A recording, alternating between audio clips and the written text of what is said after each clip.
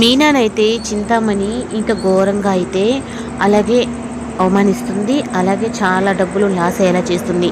ఇదంతా నేను చేశానని చాలా గర్వంగా చెప్పుకుంటూ ఉంటే ఈ లోపల ఇంకా ప్రభావతికి కూడా ఫోన్ చేసి ఈరోజు మీ కోడలు ₹1,00,000 చెప్పని 10 లక్షలు అగ్రిమెంట్ కుదుర్చుకొని ఈ అప్పుడు వాళ్ళ దగ్గర డబ్బులు తీసుకొని అవి ఏం చేసిందో ఏమో, కానీ ఇప్పుడు వాళ్ళు డబ్బులు ఇచ్చేసామన్నా కానీ డబ్బులు ఇవ్వలేదని చెప్పని వాళ్ళ మీదకి గొడవకి వెళ్తుంది అన్నట్టుగా ఇంకా ప్రభావతికి అయితే ఫోన్ చేసి చింతామణి చెప్తుంది.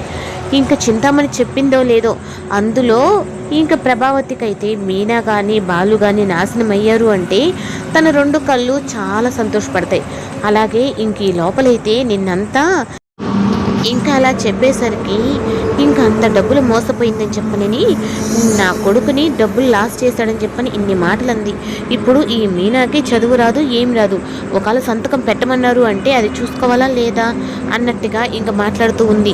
ఇంకా మీనా అయితే అసలు ఓనర్తో మాట్లాడాలని చెప్పనని ఇంకా అసలు ఓనర్ దగ్గరికి అయితే వెళ్ళి, సార్ నాకు ఇలాగ ఫ్రాడ్ జరిగింది, నేను తీసుకుంది ₹1,00,000 కానీ మేనేజర్ గారు నేను 10 లక్షలు ఇచ్చేసాను అని చెప్పి అంటున్నారు, నాకు చదువు రాస్తారని చెప్పని అంటూ ఉంటే ఏంటమ్మా అయినా చింతామణికి కదా కాంట్రాక్ట్ ఇస్తావు, ఈవిడికి ఎలా ఇచ్చావు అని చెప్పనంటే ఇంకా అసలు విషయం అయితే మీనాకి అప్పుడు అర్థమవుతుంది. ఓహో, ఈ మేనేజరు చింతామణితో కలిపి ఈ నాటకం ఆడాడనమాట.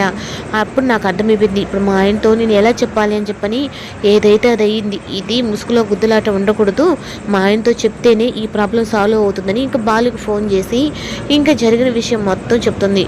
ఇంకా అలా చెప్పిన తర్వాత ప్రతి విషయంలో జాగ్రత్తగా ఉండే బాలు మీనా ఇలాంటి పని చేసింది అని చెప్పనేటప్పటికీ ఒక మాట కూడా అనకుండా దీంట్లో ఏదో ఫ్రాడ్ ఉంది అంటే అవునండి నిజంగా ఆ చింతామణి ఇలా చేపించింది, నాకు ₹1,00,000 ఇచ్చారు, అంతకుమించి నేను ₹1 కూడా తీసుకోలేదు అని అంటే అయ్యో మీనా నీ గురించి నాకు తెలియదా, నేను చూసుకుంటానులే అని చెప్పనని ఇంకా అసలు కథ మొదలు పెడతాడు.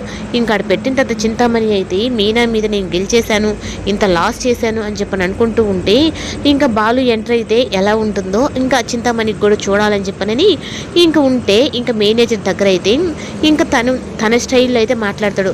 అయినా ఒక అగ్రిమెంట్ ఇచ్చినప్పుడు ముందు అడ్వాన్స్గా ₹1,00,000 కదా మీరు ఇచ్చారు, ఒకేసారి మీరు 10 లక్షలు ఇచ్చారంటే దానికి ప్రూఫ్ ఏంది అంటే తనకి సైను మీ నాన్న పెట్టింది తను, అయినా మీరు పని చేసుకోకముందు ముందు మీరు ఎలా డబ్బులు ఇస్తారు అని చెప్పని అనగానే ఇంకా అక్కడ దొరికిపోతాడు ఆ మేనేజరు.